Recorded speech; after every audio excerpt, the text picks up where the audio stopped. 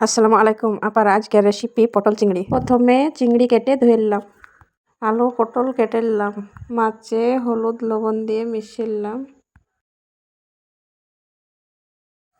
কড়াইতে তেল দিয়ে মাছগুলো ভেজে নিচ্ছি। ভাজা হয়ে গেছে, এবার তুলে নিচ্ছি। আবার কড়াইতে তেল দিয়ে জিরে তেজপাতা ফোড়ন দিলাম। এবার আলু পটলগুলো ঢেলে দিচ্ছি। পেঁয়াজ কুচি দিয়ে দিলাম, আদা রসুন কাঁচা মরিচ একসাথে বেটে দিয়ে দিলাম, হলুদ গুঁড়ো জিরে গুঁড়ো স্বাদ মতো লবণ দিয়ে পানি ঢেলে দেব।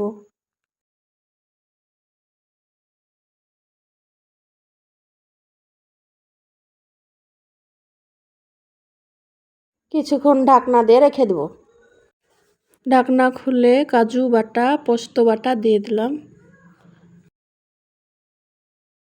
সামান্য দুধ দিয়ে নেড়ে নিলাম। এবার কিছুটা পানি দিয়ে কষিয়ে নেব। এবার চিংড়িগুলো দিয়ে দিচ্ছি। এবার সম্বরা গুঁড়ো ঘি দিয়ে নামিয়ে নিব। একবার এরকম করে বাড়িতে রান্না করে দেখবেন, অসাধারণ একটা রেসিপি।